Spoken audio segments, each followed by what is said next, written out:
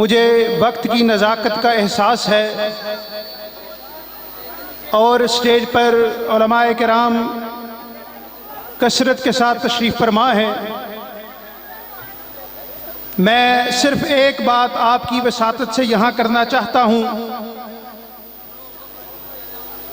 کہ حالیہ ایام میں ملک پاکستان کے بعض علاقوں میں بالخصوص خیبر پختونخوا میں دہشت گردی کے واقعات ہوئے۔ باجوڑ میں ایک دینی جلسے میں بم بلاسٹ ہوا، اور جگہ پر ہوئے، اور کافی مسلمان وہاں پر شہید ہوئے۔ اور حکومت پاکستان کو چاہیے کہ جلد از جلد ان لوگوں کو جو اس میں ملوث ہیں ان کو گرفتار کرے اور ان کے منطقی انجام تک پہنچائے۔ حضرات، جو لوگ یہ کام کرتے ہیں، جو لوگ پاکستان کی املاک پر، جو لوگ پاکستان کے عوام پر یا پاکستان کے حکمرانوں پر حملہ کرتے ہیں، انہیں دہشت گرد کہا جاتا ہے، اور بلا شک و شبہ وہ دہشت گرد ہیں۔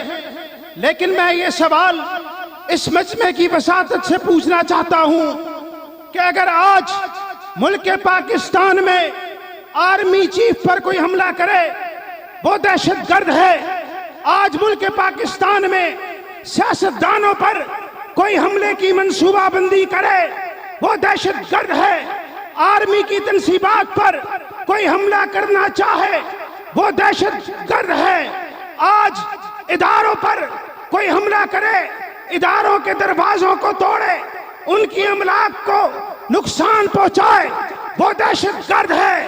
تو پھر میرا سوال بنتا ہے کہ جو ملک پاکستان کی افواج پر حملہ کرے یا منصوبہ بندی کرے وہ دہشت گرد ہے، اور جو آقا کی افواج پر سر عام حملہ کرے وہ دہشت گرد کیوں نہیں ہے؟ وہ بھی اتنا ہی دہشت گرد ہے۔ یہ ہمارے ملک کی فوج ہے تو وہ ہمارے نبی کی افواج ہے۔ اگر ان کے ساتھ ہماری جانیں وابستہ ہیں تو ان کے ساتھ ہمارے دل دھڑکتے ہیں۔ میں یہ مطالبہ کرنا چاہتا ہوں کہ اس ملک میں جس طرح قانون سازی کی جا رہی ہے اور ان لوگوں کو گرفتار کیا جا رہا ہے، پکڑا جا رہا ہے بغیر کسی رعایت کے، جو کسی بھی طرح کی دہشت گردی میں یا اس کی سہولت کاری میں انوالو ہیں، اس میں شامل ہے، میں یہ مطالبہ کرتا ہوں ارباب اختیار سے، حکومت وقت سے، کہ اس ملک میں یہ قانون سازی کی جائے کہ جو کسی بھی طور صحابہ کرام کی ناموس پر حملہ آور ہو اس کو بھی اسی طرح دہشت گرد قرار دیا جائے۔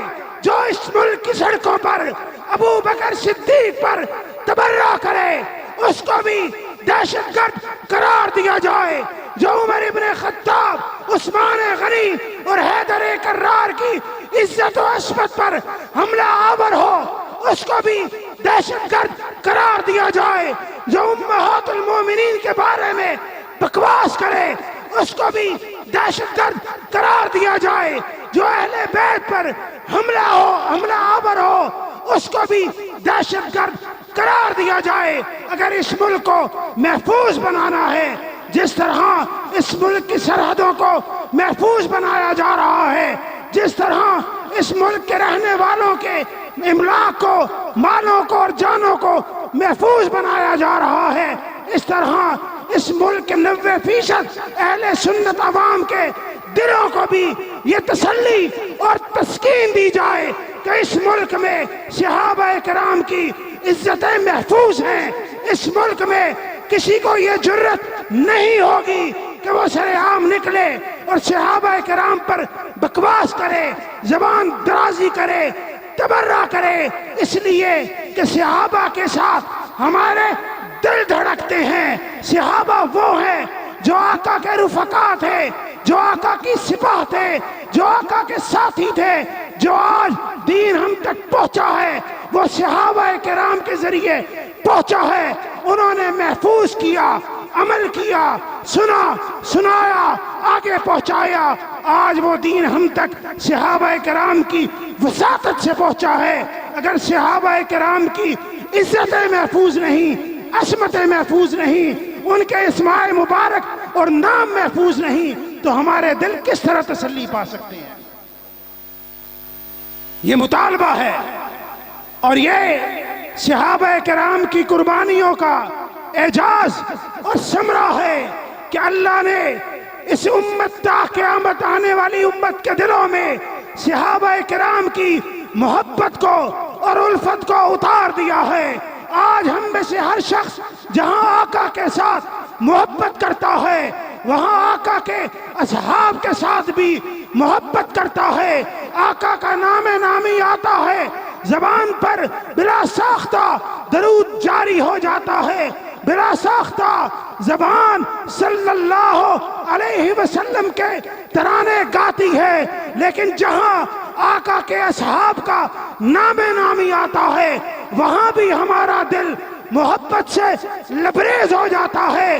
ابو بکر کا نام آتا ہے، زبان پکار اٹھتی ہے رضی اللہ عنہ. عمر کا نام آتا ہے، زبان پکار اٹھتی ہے رضی اللہ عنہ. عثمان کا نام آتا ہے، علی کا نام آتا ہے، حسنین کا نام آتا ہے، امیر معاویہ کا نام آتا ہے، دیگر اصحاب رسول کے نام آتے ہیں. زبان بلا ساختہ ان کو خراج تحسین پیش کرتی ہے، اور رضی اللہ عنہم ورضوا عنہ زبان پکار اٹھتی ہے. یہ اللہ نے صحابہ کرام کی محبت تا قیامت آنے والی امت کے دلوں میں اتار دی ہے. اس لیے کہ صحابہ جانثاران مصطفیٰ تھے، صحابہ محبان مصطفیٰ تھے، صحابہ وہ تھے جہاں نبی کا پسینہ گرا وہاں صحابہ کا خون گرا. صحابہ وہ تھے جو بدر میں 313 بن کر نکلے. صحابہ وہ تھے جنہوں نے احد میں شجاعت کی داستان رقم کی. صحابہ وہ تھے جنہوں نے اس دین کی خاطر اپنے گھروں کو چھوڑا، اولادوں کو چھوڑا، بہن بھائیوں کو چھوڑا، ہجرتیں کی، اپنی املاک کو چھوڑا. جنگوں میں بھائی سامنے آیا، کافر تھا، تلوار نہیں رکی.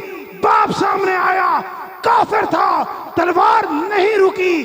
بیٹا سامنے آیا، کافر تھا، تلوار نہیں رکی. یہ صحابہ تھے جنہوں نے اس دین کو تا قیامت پھیلا دیا.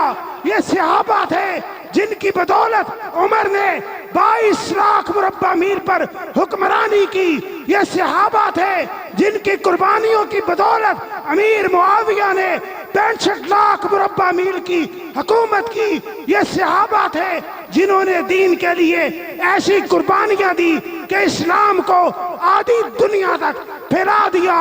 آج بھی جہاں جہاں اسلام موجود ہے، آج بھی جہاں جہاں لا الہ الا اللہ پڑھنے والا موجود ہے، آج بھی جہاں جہاں قرآن کا حافظ اور قاری موجود ہے، آج بھی جہاں حدیث پڑھنے پڑھانے والا موجود ہے، یہ صحابہ کرام کی قربانیوں کا ثمرہ ہے.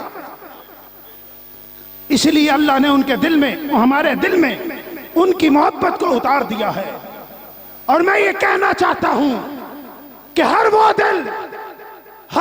دل جو صحابہ کے نام پر دھڑکتا ہے، ہر وہ دل جو صحابہ سے محبت کرتا ہے، انشاءاللہ ہم یہ نہیں ہونے دیں گے کہ ہمارے ہوتے ہوئے صحابہ کے محبان کے ہوتے ہوئے وہ آقا کے محبان تھے، وہ آقا کے غلام تھے.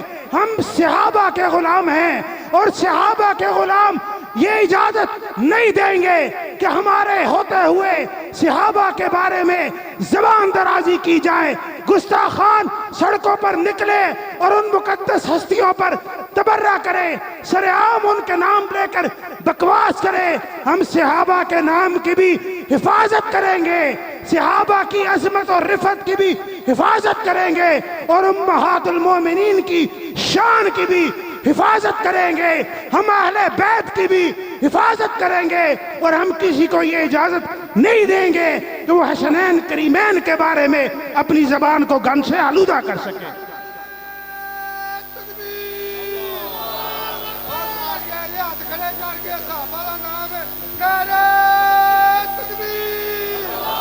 حضرات بس صرف ایک سیکنڈ کے لیے کھڑے ہو جائیں۔ ہر وہ شخص جو صحابہ سے محبت کرتا ہے، ہر وہ شخص جو ابو بکر عمر عثمان علی سے محبت کرتا ہے، ہاتھ بلند کر کے یہ وعدہ کرے کہ آپ ایسی زبانوں کا راستہ روکیں گے جو ابو بکر پر تبرہ کرے، ایسے ہر اس زبان کا راستہ روکیں گے جو عمر فاروق کی شان میں گستاخی کرے، عثمان ذو النورین کی عزت کی حفاظت کریں گے، امی عائشہ کی تقدیس کی، ان کے دوپٹے کی عزت کی حفاظت کریں گے انشاءاللہ۔ لے شوق سے نام صحابہ کا، کر چرچا عام صحابہ کا، گر طلب ہے تجھ کو جنت کی تو پلہ تھام صحابہ کا۔